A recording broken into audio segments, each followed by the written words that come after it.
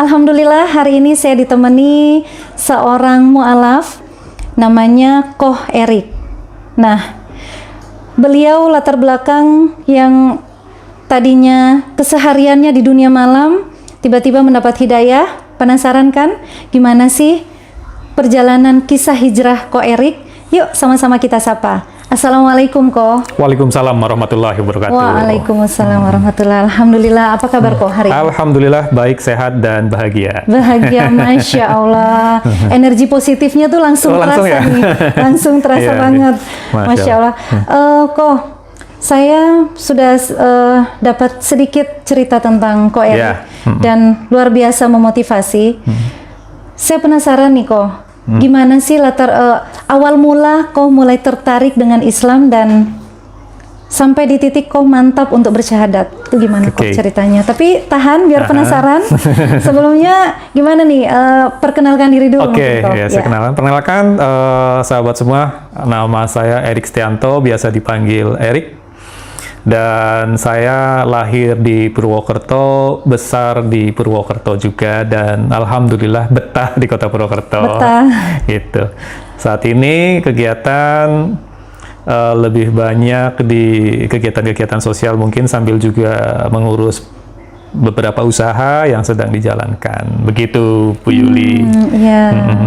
Kalau masa kecil pendidikan? Jadi Allah menakdirkan saya dilahirkan di keluarga yang menganut kepercayaan Konghucu. Konghucu. Ya, kebetulan kakek nenek dari mama saya adalah asli orang Tionghoa, asli orang China yang masuk ke Indonesia karena berdagang, kemudian tinggal di Purwokerto. Tapi mama saya lahirnya di Indonesia, di Purwokerto. Tapi kakek nenek saya memang asli sana. Dan dulu ketika saya kecil, saya masih bareng dengan kakek nenek. Masih ingat betul, saya kecil itu biasa diajak sama nenek saya ke kelenteng. Jadi agama keluarga saya memang Konghucu. Jadi ya saya ngikut keluarga di Konghucu. Dan ya pertama kali saya mengenal ibadah, ya ibadah saya di kelenteng sebagai umat Konghucu dulu. Kemudian saya disekolahkan di TK Katolik, TK Santo Yosep Purwokerto. Maka saya kenal agama Katolik dan akhirnya secara otomatis saya masuk Katolik dengan mengikuti serangkaian syarat, karena kalau Katolik tidak dari lahir itu harus mengikuti yang namanya katekumen, pendidikan katekumen sampai selesai kurikulumnya baru bisa dibaptis menjadi sah sebagai umat Katolik. Ya, jadi SD dulu saya baru ikut. Kalau Muslim syahadat. Ini kalau di Katolik tuh harus namanya pendidikan katekumen. Jadi dibaptis, tapi harus ikut pendidikan dulu tuh. Nah, baru bisa dapat baptis setelah selesai pendidikan katekumen dulu. Nah, saya ikut itu SD. Setelah SD baru mungkin karena sering di sekolah di Katolik, jadi sering ke gereja kan akhirnya. Maka dulu mau nggak mau masuk Katolik karena terbawa di lingkungan sekolah ya. Akhirnya masuk Katolik di SD waktu itu. Sampai SMA. Kalau SMP saya negeri, SMA-nya kembali ke SMA Katolik.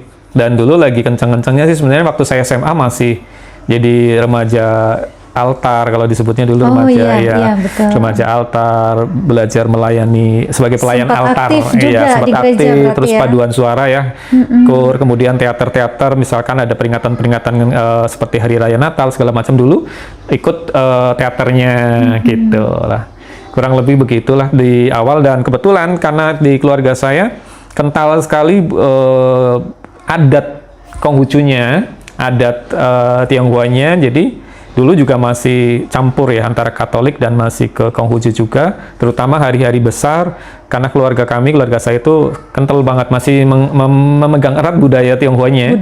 Ya, jadi ada hari-hari besar untuk Tionghoa, kumpul keluarga, sembahyang, tradisi seperti itu, ke makam seperti itu. Kemudian ada upacara-upacara yang dilakukan di rumah bersama keluarga besar. Saat itu saya masih sering seperti itu. Oke, Koh. Kehidupan sebelum mu'alaf, keseharian Koh tuh gimana? Saya dilahirkan di keluarga yang tidak mampu. Kebetulan mama saya sendiri seorang penjahit, mencari uang sebagai penjahit, dan kebetulan single parent. Jadi saya kelas 1 SD Dan saya punya 3 adik laki-laki. Itu ada masalah dengan rumah tangga orang tua saya yang akhirnya berujung perceraian. Dan setelah cerai saya ikut mama. Jadi saya belum merasakan dibesarkan seorang ayah gitu lah ya, karena saya dibesarkan mama saya. Dan saya kerasa betul, melihat betul perjuangan mama saya untuk membesarkan saya dan 3 adik saya. Sehingga di keadaan yang seperti itu, di SMP saja saya sudah, bahkan SD itu saya sudah sering jualan layangan, jualan kelereng ketika musim kelereng. Kemudian pas bulan puasa, walaupun saat itu saya tidak ikut puasa karena saya memang belum muslim ya, tapi saya senang kalau bulan puasa. Kenapa? Saya bisa jualan kembang api. Saya bisa jualan kembang api. Wah, mau puasa. Ada hikmah puasa ada ya, hikmah. bisa jualan. Iya, jualan kembang api gitu. Nah, sampai SMP, SMA saya masih terbiasa begitu. Dulu SMP bahkan saya jadi tukang lukis. Saya hobi gambar memang. Saya tertarik dengan dunia seni dari dulu, dari kecil. SMP saya sudah mencari uang dengan melukis. Jadi dulu seneng banget yang namanya lukis wajah ya. Lukis wajah. Dulu ya, kalau sekarang saya sudah nggak pernah. Jadi ketika ada orang mau pesan dilukis wajahnya, tinggal store foto ke saya gambar. Dapat dulu cuma 500 perak. Zaman dulu 500 perak udah lumayan banget itu. Berharga banget. Udah berharga sekali. Begitulah. Jadi sering bahkan sampai coret-coret di kaos dijual, kaos polos saya coret-coret dijual. Ya SMP, SMA. Nah, di SMA nih mulai dapat dunia baru. Ya, wajar di usia-usia remaja 16-17 tahun lah ya. Di usia itu mulai cari eksistensi mungkin disebutnya, lagi cari jati diri. Kebanyakan orang bilang ketemu lingkungan baru, pergaulan baru, sensasi yang pengen dicari terus. Betul. Dapat teman-teman baru yang boleh dibilang salah pergaulan. Saat itu saya mencari teman yang salah. Ini nanti bisa diambil pelajarannya. Saya sedang tidak membanggakan masa lalu saya, tidak sama sekali, karena itu dunia gelap. Tidak dibanggakan insya Allah, tetapi mudah-mudahan jadi pembelajaran buat adik-adik mungkin yang saat ini adik-adik remaja yang menyaksikan. Nanti bisa ambil hikmahnya, atau orang tua yang menyaksikan bisa jadi bekal untuk menjaga anaknya. Saya kelas 1 SMA mulai kenalan sama yang namanya alkohol nih. Aduh. Nah, kenalan sama namanya alkohol dari pergaulan yang salah itu. Tentunya ikut-ikutan, dan ketika kita berada di lingkungan seperti itu, kita yang tidak ikut akhirnya merasa aneh sendiri saat itu loh. Wah, nggak ikut nih, aneh sendiri. Akhirnya mau nggak mau jadi ikut. Kenalan alkohol, dari alkohol mulai kenal, kemudian ke drugs. 96 saya selesai sekolah. Saat itu saya tidak sampai tamat karena keterbatasan biaya dari orang tua saya, dari mama saya. Saya memutuskan karena saya sebagai anak sulung, saya ngalah ke adik-adik saya karena saya lihat mama saya sudah kewalahan, hutangnya udah numpuk. Saya sudah sering lihat mama saya diomelin sama rentenir, diomelin sama tukang tagih. Saya sudah, wah ini saya saja yang ngalah. Dan saya entah kenapa saat itu saya punya keyakinan suatu saat saya mau jadi pengusaha, suatu saat saya jadi pebisnis, saya tidak akan membutuhkan ijazah sekolah. Jadi melihat kondisi orang tua tuh justru memacu. Ya, saya makin memantapkan, saya nggak akan mengandalkan ijazah. Terpacu untuk menjadi orang sukses. Betul. Gitu. Saya harus memotong rantai kemiskinan dari orang tua saya. Saat itu masih belum tahu rencananya mau apa, kan nggak ngerti. Cuma ya sebatas dulu karena pemikiran yang simpel aja, udahlah saya nggak sekolah. Saya mau besok saya nggak akan mengandalkan ijazah, saya mau jadi wirausahawan dan ijazah nggak penting. Sebenarnya pembenaran sih kalau mungkin kalau mau saya evaluasi sekarang, oh ya pembenaran sebenarnya karena saya pengen berhenti sekolah aja, tapi bukan karena malas sekolah, karena memang hutang udah numpuk. Buku-buku belum terbayar, belum lagi kegiatan ekstrakurikuler, dan ada study tour waktu itu ke Bali, dari Proto ke Bali yang makan biaya cukup besar.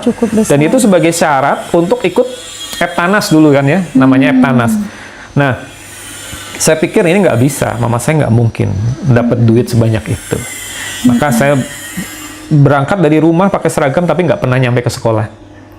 Entah saya nongkrong di terminal, entah apa. Pulang jam 1, jam 2 baru pulang.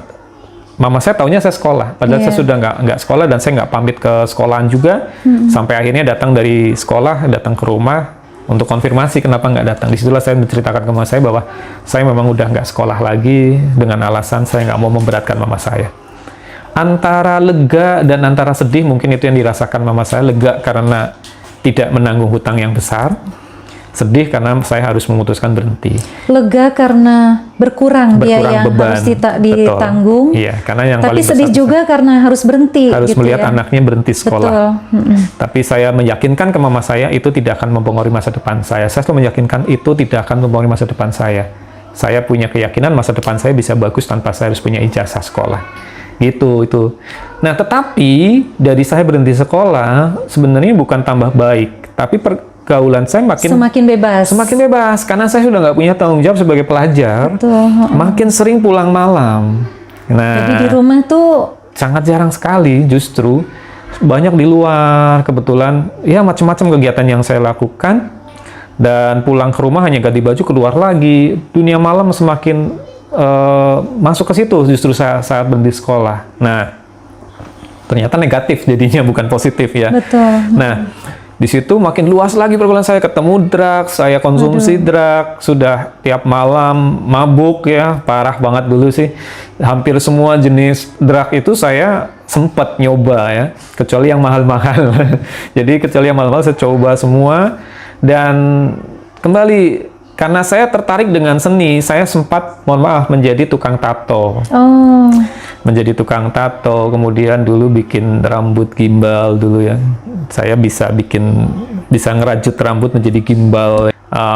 Satu batang itu saya jual 5.000 yang panjang plus ongkos pasangnya. Jadi orang yang rambutnya pendek bisa tiba-tiba gondrong gitu.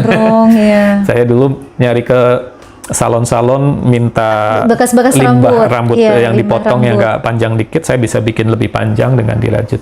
Nah, dulu saya cari duit seperti itu. Nah, tetapi cari duit yang seperti itu makin menjerumuskan saya ke pergaulan-pergaulan dengan ya yang butuh tato kan ya tahu sendiri orang-orang seperti apa. Kalau sekarang masih mending tato menjadi fashion. Sekarang ya, dunia sekarang lebih banyak orang yang bertato karena fashion. Dulu karena preman kan. Orang preman nggak lengkap kalau belum punya tato. Jadi saya lebih banyak ke preman-preman. Beda sama sekarang tato tuh lebih kayak salon kan. Kalau dulu nggak seperti tempat yang luar biasa lah. Nah, 98 itu saat saya usia 20 tahun. Tahun 98 dan saya masih ingat di situ saat reformasi ya. Nah, disitulah saya tiba-tiba kepengen stop. Sudah capek dalam keadaan kondisi mabuk. Malam hari tengah malam saya nggak bisa pulang karena untuk jalan saja sudah nggak mampu berjalan normal. Dan itu tiap malam pulang dalam keadaan mabuk? Dalam keadaan mabuk, jarang pulang malam, pulangnya pagi, ganti baju. Pulangnya pagi. Gitu. Jadi yang awalnya niatnya mengurangi beban orang tua secara biaya, malah makin terperosok. Iya, makin terperosok, makin membawa saya ke pergaulan yang lebih bebas. Ya, datangnya hidayah ya. Saat saya lagi mabuk parah, mau pulang itu nggak bisa, karena sempoyongan. Mau ngeletak di jalan masih punya rasa malu. Ini luar biasa nih, mabuk tapi punya rasa malu. Nah, kalau saya ngeletak di jalan, saya malu, ada orang lewat kenal, malu. Saya mencari tempat yang jarang dilalui orang. Saya minta diantar teman saya di sebuah lapangan bola. Itu ada di lapangan bola UMP sekarang. Itu bersejarah sekali. Jadi saya kalau masuk ke UMP lihat lapangan bola itu, wah itu ingat banget. Di tengah lapangan bola dulu masih IKIP Muhammadiyah dulu, IKIP ya, belum jadi universitas, masih IKIP. Jadi masih lalu lalang orang umum tuh masih gampang nggak? Sekarang kan ada security, ada apa ya? Kalau dulu nggak. Saya tidur di tengah lapangan. Saat itu bulan purnama. Dan tepat bulan purnama itu di atas muka saya. Saya melihat jelas banget bulan purnama, tetapi bulannya 2.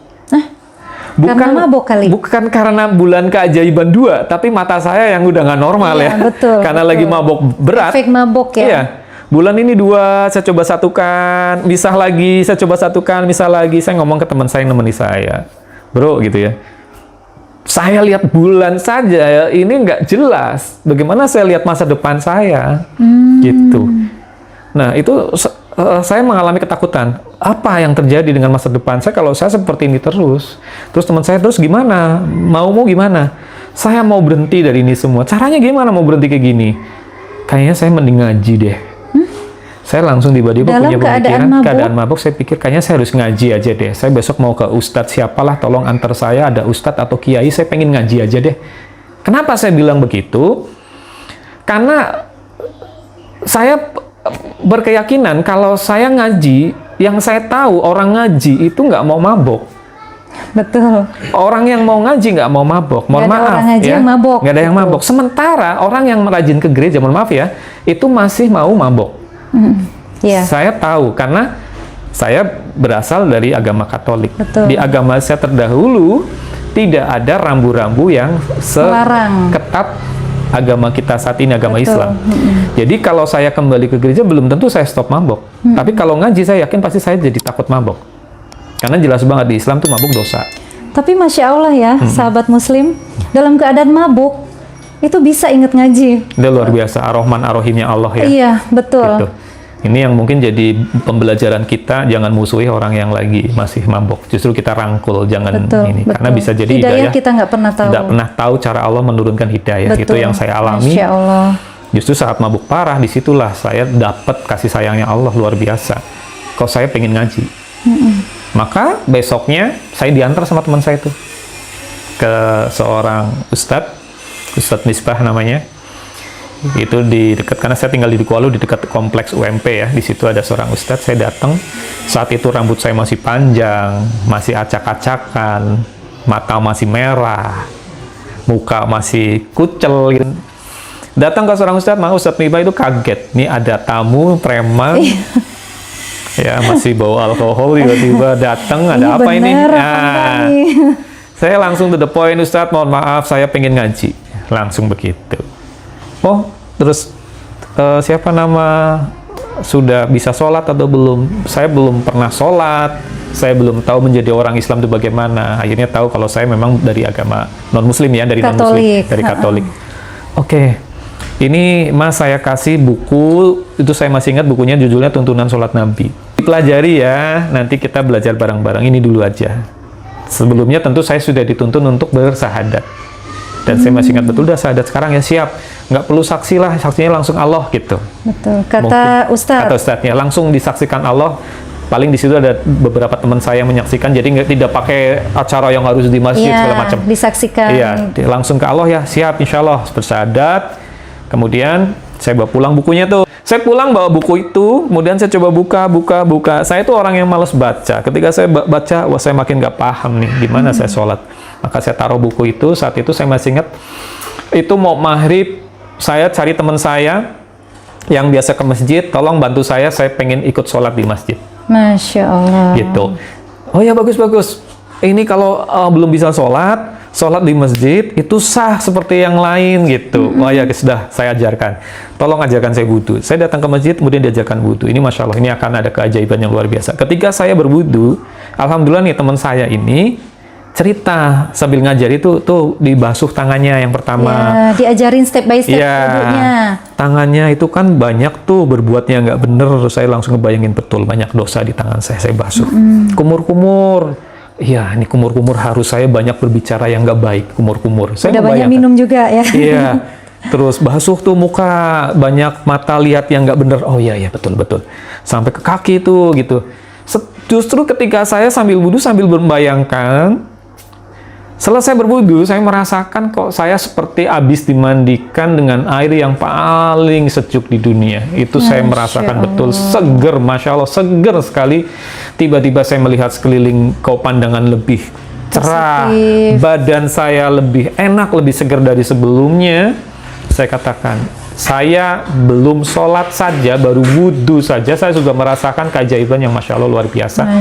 Yang mungkin teman-teman saudara semua yang muslim dari lahir tidak merasakan apa yang saya rasakan ketika pertama kali saya menyentuh air wudhu. Dan itu nikmat yang luar biasa. Nikmatnya dan membuat saya ketagihan nunggu kapan saya berwudhu lagi.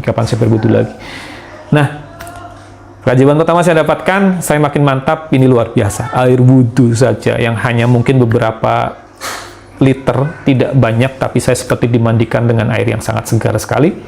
Saya masuk ke dalam masjid, saat itu sudah berlangsung sholat berjamaah maghrib, dan teman saya mengatakan, udah, nggak usah berpikir, ikuti saja gerakan orang yang di depannya. Insya Allah pahalamu sama dengan pahala mereka, oke? Nah, masuk ke rakaat kedua, bangkit, jamaah bangkit, saya ikut takbir, ruku saya ikut ruku, sambil saya lihat depan, takut salah gerakan, sujud ikut sujud, tahiyat sampai tahiyat akhir, saya ikut tahiyat akhir sampai salam, ikut salam. Karena kan perintah teman saya ikuti saja Ikutin di depannya. aja. Saya nggak ngerti yang namanya rokaat saat Betul. itu. Tiba-tiba orang di sebelah saya nepuk saya, Mas, Anda kurang 1 rokaat. Waduh, rokaat apa ya Pak? Saya nggak ngerti rokaat. Loh, kamu tuh sholat tapi nggak ngerti rokaat tuh gimana? Ini sholat pertama kali Pak yang saya lakukan dan saya belum pernah sholat sebelumnya. Saya nggak ngerti sholat, saya nggak ngerti gerakan sholat. Saya jadi cuma ikut-ikutan saja. Tapi saya punya niat, saya memang betul-betul ingin sholat.